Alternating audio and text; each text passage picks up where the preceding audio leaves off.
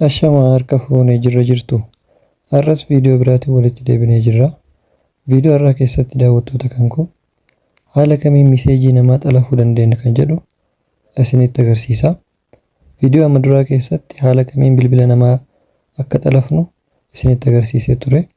Viidiyoo har'aa keessatti immoo haala kamiin miseejii nama tokko xalafnee guutumaan guutuutti to'annoo keenya jala oolchina kan jedhu isiniif qabadhee dhufee jira. Obbolaawwan chaanalichaa haarawaa taatan subscribe gochuudhaan maatii keenyatti dabalamaa isiniin jedha. Akkasumallee laayikii tuquun hin dagatinaa. Hanga xumuraan nu hordofaa.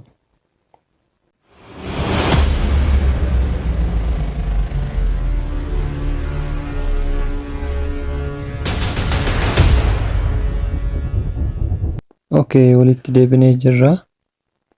Miseejii nama tokko guutumaan guutuutti xalaftanii to'annoo keessan jala oolchuudhaaf aappii tokko isin barbaachisa. Aappicha kana Play Store keessan irra seentanii buufattanii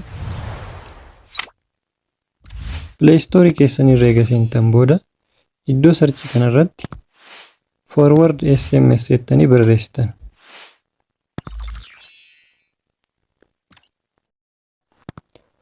Wanti isin beekuu qabdan tokko aappicha kana ka buuftan bilbila keessan irratti osoo hin taane bilbila nama xalafuu barbaaddanii san irratti buuftan. Bilbila nama xalafuu barbaaddanii san irratti bilbila keessan irratti buusuu hin qabdan jechuudha aappicha kana. Sana booda search kan jedhu kana tuquudhaan aappicha akka kanatti isiniif baasaa install godhattu.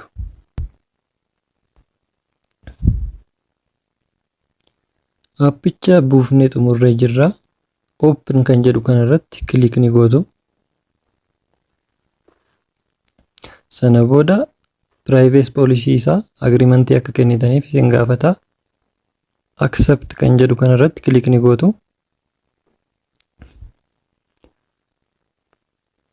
Ammas trust kan jedhu kanarratti click ni gootu.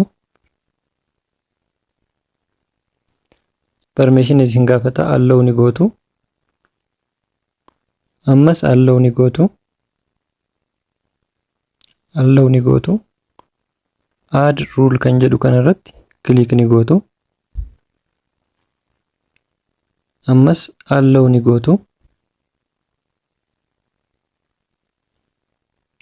Allow ni gootu. Basic fi advanced kan jedhu kun ni jira. Inni jalqabaa kuni bilbila tokko irratti xalafuu barbaaddan kan nu gargaarudha. Inni lammataa kun bilbila 2-3 irratti xalafuu barbaaddan bilbila 2-3 irratti miseejiin akka forward ta'u kan taasisudha jechuudha. Inni jalqabaa kun add single receive to forward and one optional sender to filter kan jedhu kuni bilbila tokko irratti xalafuudhaaf kan nu gargaarudha jechuudha.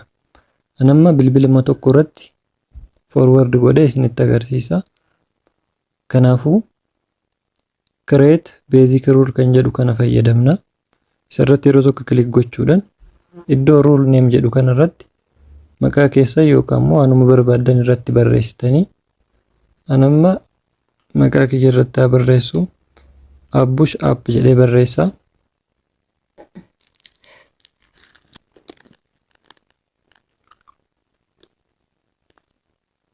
Rule name biga barreessitanii xumurtan booda contact to forward SMS kan jedhu kanarratti lakkoofsa bilbila keessanii irratti barreessitan.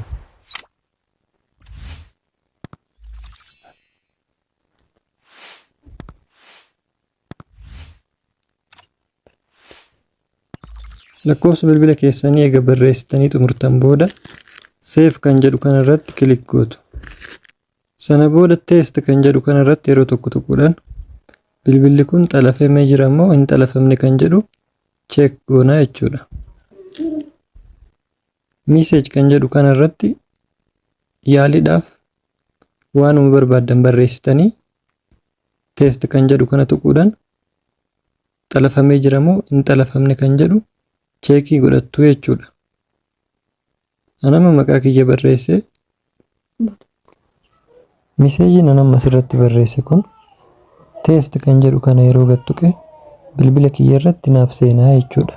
Maaliif bilbila kana xalafaa jira waan ta'eef bilbilli kun xalafamuu fi xalafamuu dhabuusaa kan nuuf mirkaneessu jechuudha. Teest kan jedhu kun yeroo irratti gattuqe bilbila kiyya irratti Abbush Mobile jedhee kan barreesse kun gara bilbila kiyyaa naaf seenaa jechuudha. Haala kanaan nama tokko xalaftanii hordofuu ni dandeessan isiniin jedha. Amma siitingii isaa xumurree jirra. Kana booda miseejiin nama kanaaf ergamu direct gara bilbila keessanillee inni seenaa jechuudha. Haala kanaan itti fayyadamaa isiniin jedha. Wanti isiniin galii yoo jiraate koomentii barreessaa isiniin jedha. Barnoonni keenya kanarraa kana fakkaataa. Hanga barnoota itti aanu walitti deebinutti turtii gaarii nagaan tura.